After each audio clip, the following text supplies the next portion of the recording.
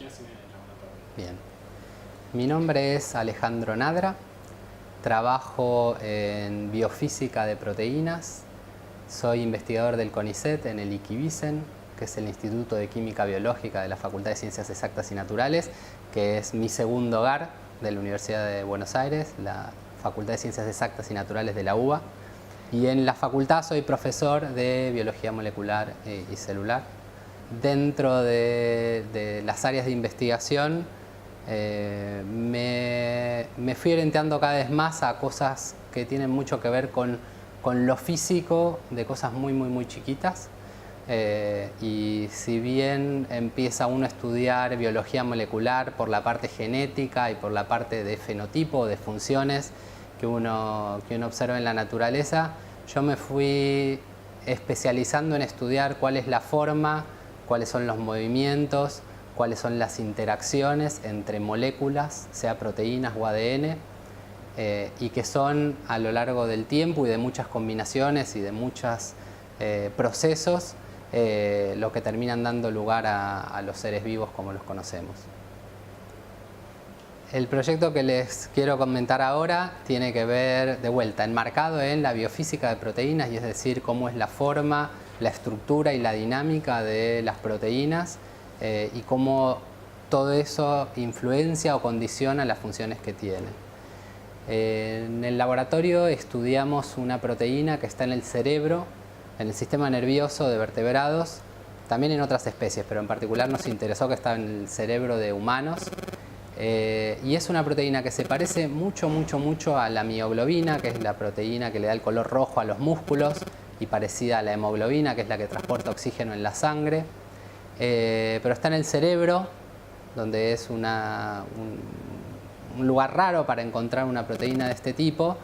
Y cuando la empezaron a estudiar, una cosa muy llamativa es que apareció hace 800 millones de años, mucho antes que cualquiera de las otras. Con lo cual debería tener una función importante porque si bien apareció hace muchísimo tiempo, todavía sigue estando, pero no está claro cuál es su función. Y para entender su función lo que hacemos es estudiar cuál es su forma y cuáles sus movimientos y con quiénes interactúa, con qué otras proteínas o con qué otras moléculas interactúa, se une o modifica a lo largo del tiempo. Y la idea es a partir de eso poder entender qué actividad tiene, qué función tiene y por qué es tan importante, aunque no lo sabemos, para nosotros. En ese contexto lo que hicimos fue un trabajo mixto entre experimentos y teoría. Empezó con un análisis bioinformático de la proteína, de la secuencia de la proteína. Acá ustedes pueden ver una parte de la secuencia en esas letras L, F, A, L, E, P. Son aminoácidos que componen la proteína. Y ahí está alineada la neuroglobina, que es la proteína que nos interesa estudiar, con la mioglobina, que es la que está abajo, que es la que les decía que está en los músculos. Y esto que está un poquito más abajo, estas dos líneas, representan la estructura secundaria, o sea, cómo eso se pliega localmente en el espacio en la proteína que va a ser funcional. Y esta imagen que tienen acá en el centro del póster es la estructura resuelta por difracción de rayos X de la mioglobina superpuesta con la de la neuroglobina. Quizás a ojo de alguien que no es experto dicen, bueno, una está en azul y otra está en rojo y están superpuestas. La idea es mostrar cuánto se parecen. Si uno ve proteínas que no están relacionadas, no se superpondrían casi en ningún lugar. En este caso hay muy buena superposición y aparte se ve que tienen como fragmentos que están en cada una de ellas, aunque estén un poquito desalineados, están en las dos, excepto en esta región de acá, donde hay un poco más de variabilidad. Hasta acá no tocamos ninguna pipeta, ningún experimento, ninguna producción de proteína ni nada. Lo que hicimos fue analizar las secuencias de las proteínas, compararlas con otras proteínas similares, tanto a nivel de secuencia de aminoácidos, como a nivel de la estructura que adoptan. Y una cosa que quizás conviene decir es que a pesar de que no son tan parecidas las secuencias, o sea, a nivel de secuencias no son tan parecidas las dos proteínas, a nivel de estructura son muy parecidas. Y eso nos dice también algo de la función, porque la estructura está muy relacionada con la función, no a nivel de diseño como en las cosas que hacen los diseñadores industriales, sino a nivel de las cosas que a lo largo de la evolución fueron funcionales y siguen funcionando, tienen una relación muy directa con la estructura que tienen, y las estructuras pueden tolerar variaciones en la secuencia, pero cuando se pierde la parte estructural, la forma, las interacciones que dan lugar a la actividad o a la función de la proteína, estamos sonados porque, digamos, deja de funcionar. Entonces, hay una relación entre la secuencia y las estructuras. Hay un premio Nobel que se llamó Anfinsen hace unos cuantos años que demostró que una proteína con una determinada secuencia adopta la estructura tridimensional sola, sin ayuda de nadie. No es en todos los casos, pero en la mayoría de los casos está muy claro que la estructura tridimensional, o sea, la forma que va a adoptar una proteína en el espacio, depende de la secuencia. Entonces, si bien la estructura puede tolerar algunas modificaciones en las secuencias, eso en algún momento entra en balance, que se pueda mantener la estructura o que ya se pierda. Pero es una herramienta súper poderosa porque si pudiéramos, que todavía no podemos, predecir la estructura a partir de la secuencia, podríamos sacar mucha más información de cómo funcionan los seres vivos que las que tenemos hasta ahora. ¿Por qué? Secuenciar es muy fácil. Hay miles de millones de secuencias de ADN que es muy fácil, y convertir eso a proteína es bastante fácil. Ahora, hacer el paso de una secuencia a una estructura es mucho más difícil. Lo podemos hacer con una cierta aproximación, pero hoy en día para proteínas valiosas o interesantes no podemos pasar de la secuencia a la estructura. Lo que sí podemos hacer es agarrar una estructura, cambiarle algo en la secuencia y ver cómo se modifica. Y eso es sumamente interesante porque uno puede localizar en toda una estructura, que es como un marco que sostiene, por ejemplo, en este caso, una parte muy importante es el grupo hemo, que es esto que está en gris acá, que es lo que tiene el color rojo, que tiene un hierro en el medio y es lo que le da el color rojo. Toda la proteína es como un marco, una carcasa que sostiene el hemo en su lugar y que le pone algunos aminoácidos que son importantes para la funcionalidad. Uno podría tocar cosas que no involucren el hemo o los aminoácidos que lo unen sin afectar en nada la actividad. Pero también lo que uno puede hacer es modificar justamente esos aminoácidos que están uniendo el hierro, por ejemplo, y hacer que la proteína, en lugar de hierro, una magnesio o una cadmio o una otra cosa que a nosotros nos interesa para hacer alguna función. Entonces, una de las cosas que a mí me gusta hacer es lo que se llama ingeniería de proteínas. Es a partir de una cosa súper compleja que no sabemos exactamente cómo llegar de acá a acá, pero una vez que lo tenemos y que sabemos la secuencia, podemos mover un poquito las clavijas y adaptar esto a una función que nos interese. En este caso, como todavía no estamos haciendo ingeniería, hay otros proyectos que sí, pero en este no estamos haciendo ingeniería, sino estamos tratando de entender cómo es la función. Lo que hicimos fue intercambiar un fragmento de una proteína y de la otra, o sea, hasta lo que se ve con cilindros acá, hay un esquema de esqueleto de la proteína representado con cilindros, lo que son alfa hélices, y hasta un determinado lugar se parecen mucho, y a partir de un lugar no se parecen tanto. Entonces lo que hicimos fue intercambiar esas regiones, que es un fragmento chiquitito de la proteína, que acá está esquematizado en amarillo, y le pusimos a la mioglobina el de la neuroglobina y viceversa. Con eso lo que pretendíamos es, si entendemos algo de cómo funciona esta proteína y del análisis que habíamos hecho en la computadora, el intercambiar esta región debería ser, no sé si suficiente, pero debería transferir parte de la función de una a la otra. Y eso es lo que esperamos que pase.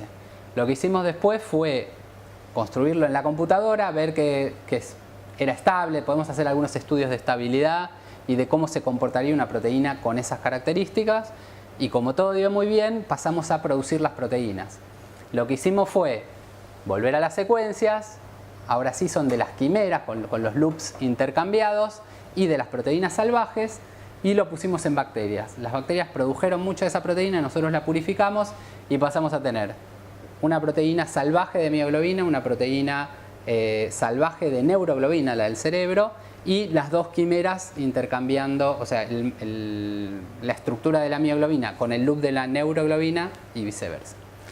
Con esas 4 proteínas producidas en bacteria y purificadas por nosotros, empezamos a hacer estudios biofísicos para ver si el comportamiento que vimos en la computadora se parecía a lo que pasa en la realidad, y para sorprendernos con lo que salía de ahí. El tipo de análisis que hacemos puede ir desde un análisis de vuelta computacional de energías, de cómo se afecta la energía de interconversión. Acá una cosa que vale la pena mencionar es que el grupo hemo que les mencionaba antes, en uno de los casos está unido a la proteína a través de 2 aminoácidos histidina, y en el caso de la mioglobina solamente por 1. La otra histidina está cerca y es importante para cuando el hemo une hierro, ¿sí? Entonces, esto, además de interesante para la función, es muy interesante para medirlo porque da color. Uno tiene una tonalidad de rojo y otro es distinto. Entonces lo podemos medir muy fácil.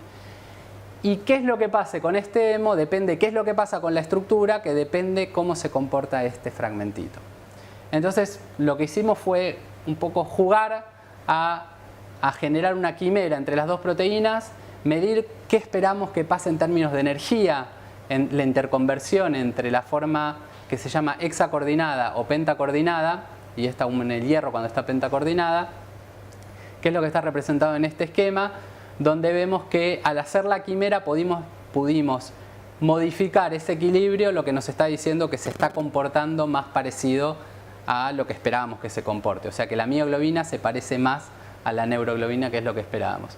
Y en este se hace el experimento inverso y lo vemos. De vuelta, esto es en la computadora. Acá lo que vemos es cómo se mueve. Yo acá tengo una foto y en 2 dimensiones, lo cual es una limitación muy grande para transmitir qué es lo que pasa. Además de la tercera dimensión hay otra cuarta dimensión que es fundamental y es el tiempo. Esto en el tiempo se mueve, oscila, fluctúa, y ese tipo de análisis nosotros lo podemos representar con estas curvas donde vemos para las distintas proteínas, sea la salvaje o la quimera, y acá para la mioglobina salvaje y la quimera, cómo se fueron moviendo cada una de las regiones.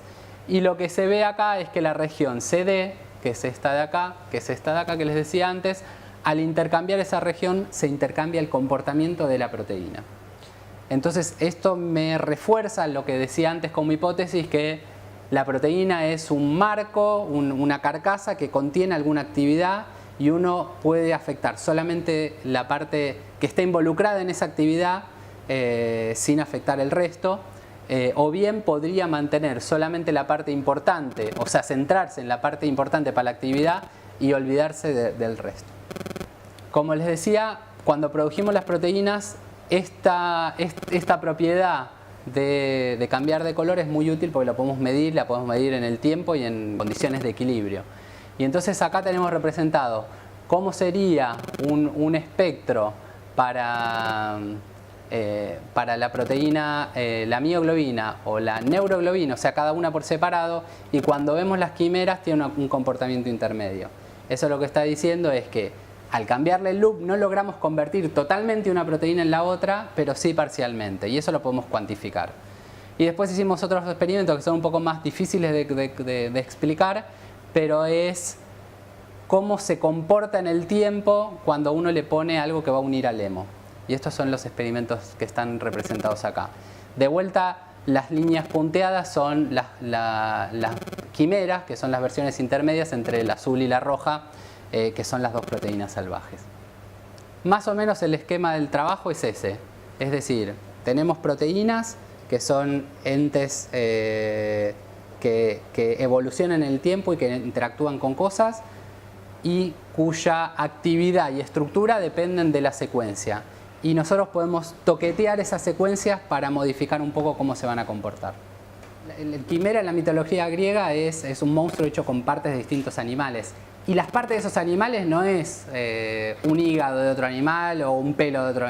La cosa es la cabeza, o son las garras, o son cosas que tienen alguna función. Entonces nosotros acá lo que hacemos es empalmar partes de distintas proteínas, no animales, pero de distintas proteínas, y cada una de esas partes tiene alguna relación con una función. Entonces creamos una cosa multifuncional o con la función alterada a partir de estos fragmentos de distintos orígenes.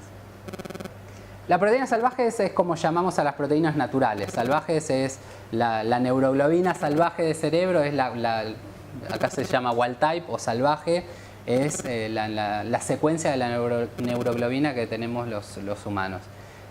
Cuando uno la muta, para ver qué es lo que se mutó, cuál es la referencia, la salvaje es la natural y la mutada o la quimera es la contraparte. En el jardín de infantes nos hacían tocar texturas, agarrar cosas de distinta textura, de distintas, no sé, temperaturas, de colores, de cosas que era muy, muy tangible todo. En la primaria un poquito menos, quizás cuando veíamos matemática porque se nos complicaba un poco, apelaban a algún recurso didáctico más material. En la universidad, a medida que uno va empezando a estudiar cosas cada vez más complejas, cada vez más abstractas y cada vez más elaboradas en distintos aspectos, te vas alejando cada vez más de la materialidad. Y a pesar de que vemos montones de representaciones, proyecciones de cosas tridimensionales, o que nos cuentan cómo se mueve en el espacio, o que uno ve una curva de cómo fluctúa en el espacio, o montones de curvas, nunca se vuelve a corporizar eso y empieza a ver una cosa donde uno se cree que entiende un montón de cosas, pero pierde la dimensión espacial. Y la temporal se la puede componer, pero nunca se ponen las cuatro cosas al mismo tiempo, las cuatro dimensiones. Y en biología molecular pasa también que esta proteína les dije que está buenísima porque tiene color. La mayoría de las proteínas no tienen color. Y el estudio del biólogo molecular es pasar agüita de un lugar al otro creyéndose que toda la teoría, y funciona, pero que hay un montón de teoría atrás de que si a la agüita esta le pongo tal cosa o la paso por acá, va a pasar tal otra. Y yo la voy a estar manipulando y convirtiendo, pero jamás veo nada ahí. Es todo tan chiquito que jamás lo veo. Y por otro lado hay un salto muy muy grande entre esa manipulación de cosas transparentes, que nunca veo nada, y el modelo hermoso de cristalografía de rayos X, donde veo la estructura y la posición de cada átomo, que ahí no hay mucho ida y vuelta, y para uno entenderlo realmente es muy difícil. Y para unir un poco eso, no fue a propósito, pero en un concurso de arte y ciencia surgió que invitaban a hacer cosas relacionadas con contenido científico y artístico.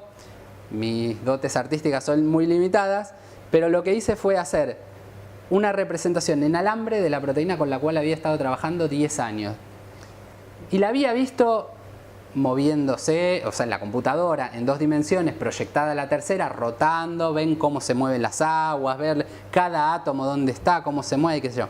Cuando yo construí este modelo en alambre, entendí un montón de cosas de la relación entre distancias y resistencias que tienen que tener los materiales, y se me afianzó cómo es la estructura y cómo giran estas hélices que no van para cualquier lado, y la relación entre las distintas partes de la proteína, que nunca la tuve después de haberlo visto durante mucho tiempo y de haber hecho modificaciones sobre la proteína que después se corroboraron con la realidad. O sea, yo decía, bueno, si hago tal cosa va a pasar tal otra, pero el ejercicio de poder verlo plasmado en algo material es enorme. O sea, el aprendizaje que uno tiene haciéndolo, viéndolos es bastante, pero haciéndolo es enorme. Así que esto que vendría a ser lo mismo que está ahí en el gráfico, la proteína, este alambre se mueve. Y los lugares donde más se mueve en el alambre son donde más se mueve en la proteína. Y esas cosas son maravillosas. A diferencia de lo que uno ve acá, que es una representación de la estructura cristalográfica, donde podemos saber la posición de cada átomo en el espacio, pero estos cilindros es una cosa para que nos sea más fácil interpretar a nosotros.